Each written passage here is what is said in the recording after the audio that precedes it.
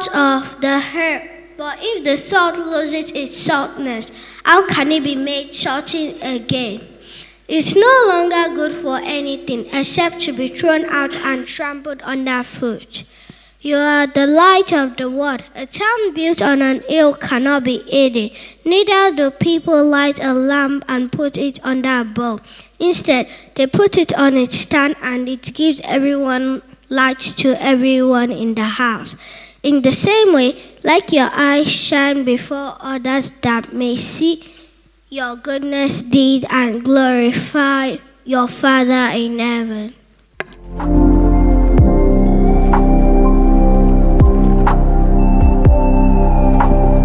I love about salt and light, as Jesus saying, you're the salt of the earth, you're the light of the world, is that they are universal. Every society that has ever existed needed salt and light.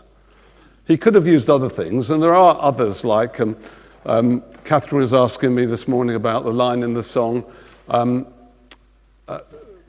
about the years the locusts have eaten. Now, most people in our country wouldn't understand that, but everyone understands salt and light. So Homer called it a divine substance. Plato described it as especially dear to gods. It shaped civilization from the beginning, and its story is a glittering, often surprising part of the history of mankind. Wars have been fought over it, and taxing it secured empires across Europe and Asia. And they also inspired revolution, leading to the overthrow of the British in India. That's how important salt is. Some years ago in our home group, we were discussing, this must have been at least 12 years ago, because I was on the point of retiring. And I had a horror of retiring into nothing. Have you ever seen these quiz programs where people have retired and they're asked, what do you do? And they either say, I don't do anything, or they list a load of things like, I go on holiday a lot. And my heart sort of sinks when I hear that. You know, have you got no... We stayed in a bed and breakfast once in the South Coast, and there were these couples, and they were talking. They seemed to spend their whole life going on holiday, coming back, washing their clothes, and going away again. And I thought, have you got no roots in a community? You know, have you got no commitments to anyone else? I expect you've seen this advert. I wonder what you would do if you had the power to dream any dream you wanted to dream. Do you recognise that advert? Yes. Who's it for? Cunard. So I wonder what you could do if you could dream any dream. Does it go on to say, I would make sure everyone in the world had clean water.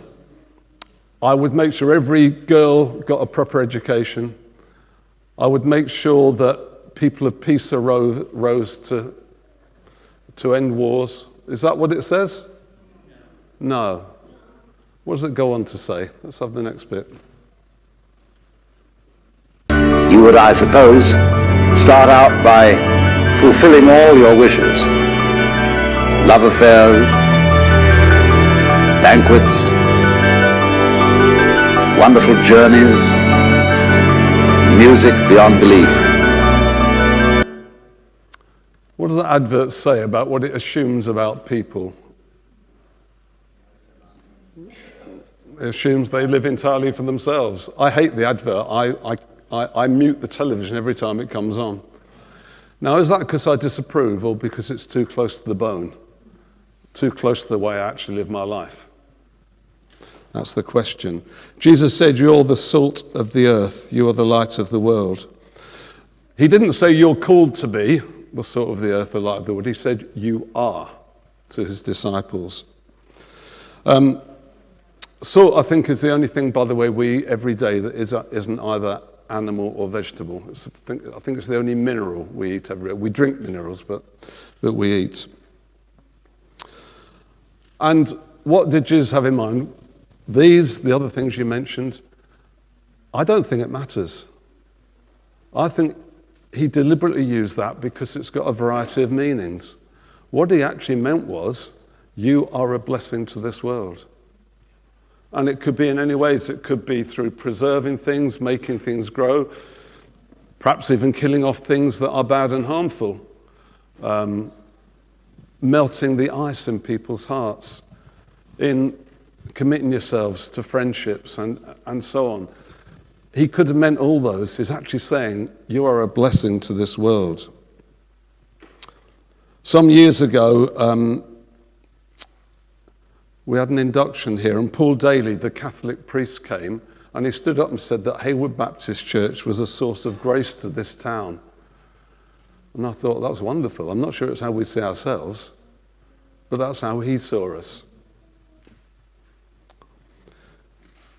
But surely salt can't lose its flavour.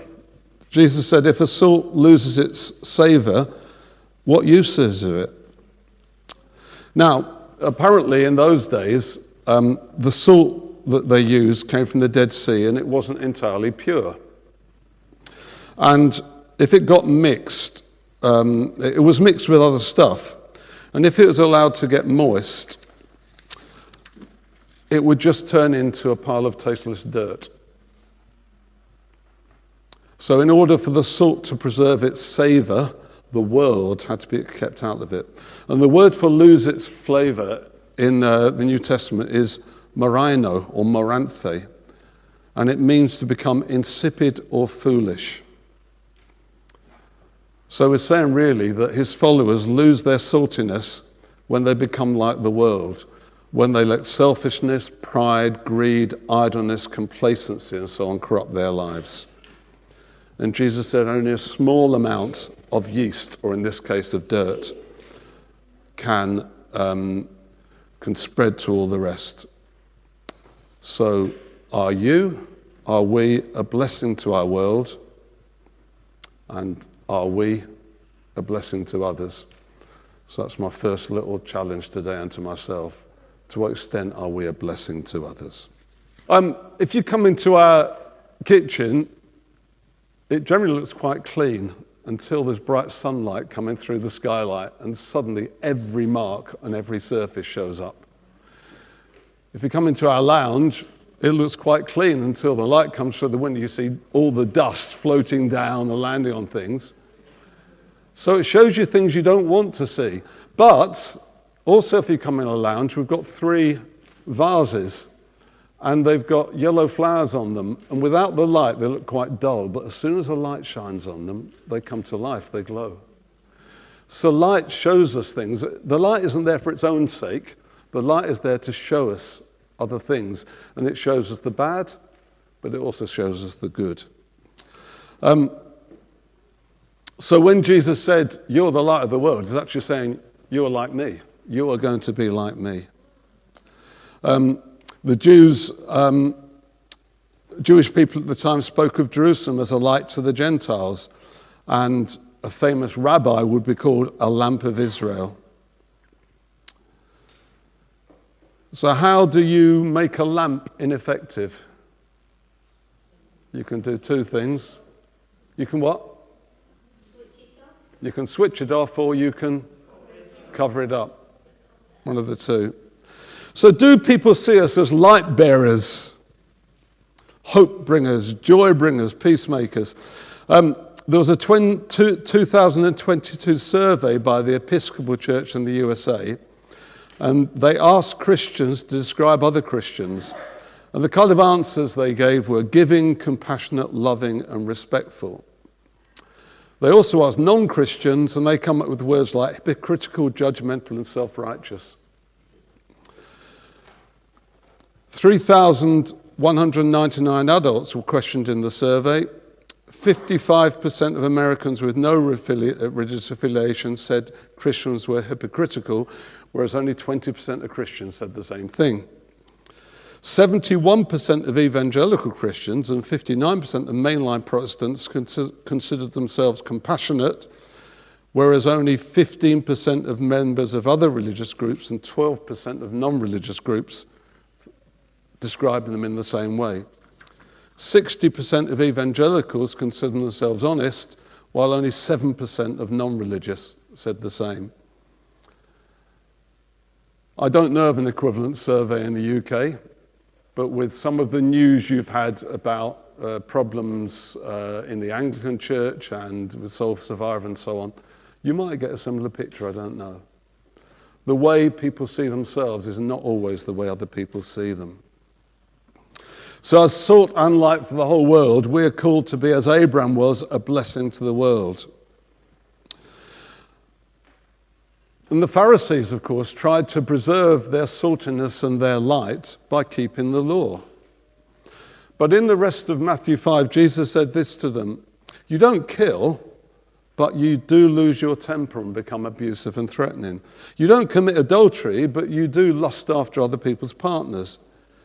You don't hate your friends, but you do hate those who are not like you.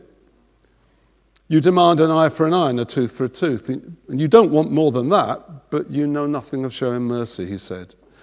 In other words, he said to them, you define your lives by the evil you don't do, not by the good that you do.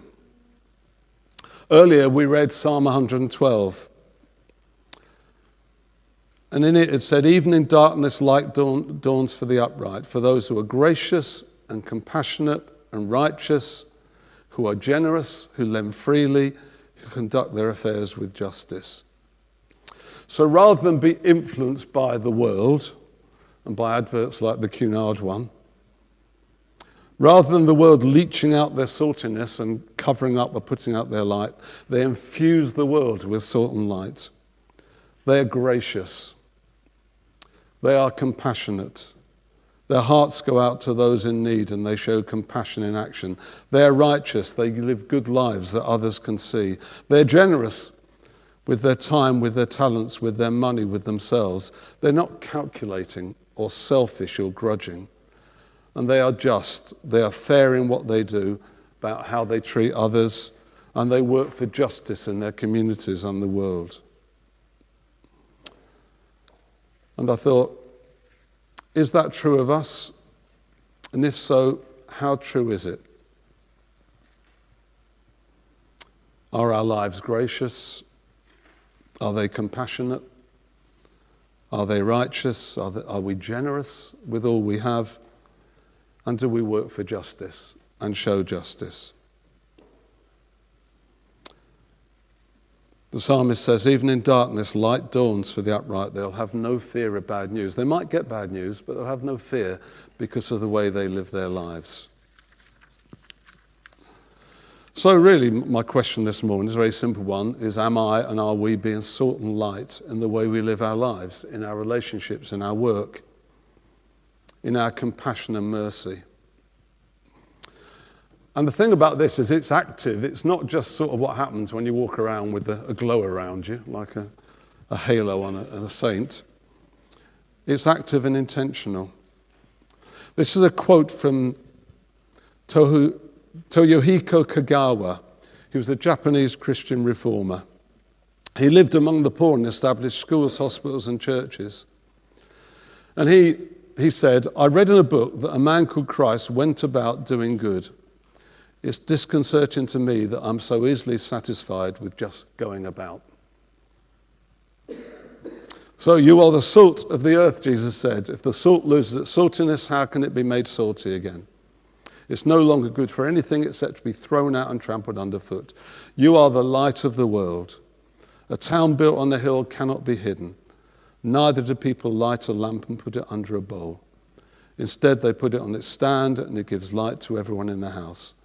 In the same way, let your light shine before others. They may see your good deeds and glorify your Father in heaven. I was going to get you to do something else, but I don't think I'm going to. But on your table, there are some verses from the Bible about light. There's only 3 per table. My intention was, like when I said, what's the best image of salt that Jesus may have had? Which verses do you find really helpful talking about us being the light of the world?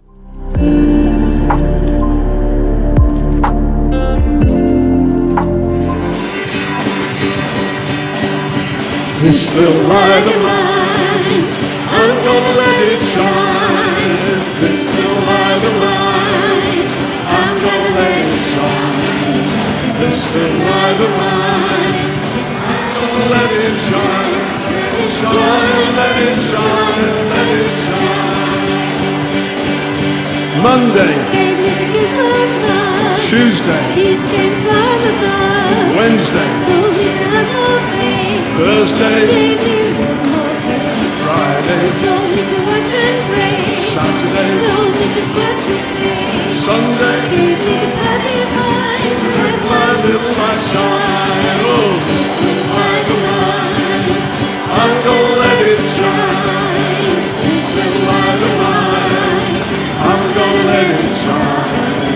This little light of mine, I'm gonna let it shine. Let it shine, let it shine, let it shine. Light that shines with the light of love, lights the darkness from above. Shines on me, shines on you, shows you the power of love. Shine my light so bright and clear, shine my light so far away. Let that morning light apart, and let my little light shine. This little light of mine, I'm gonna let it shine. This little light of mine, I'm gonna let it shine. This little light of mine, I'm gonna let it shine. Let it shine, let it shine.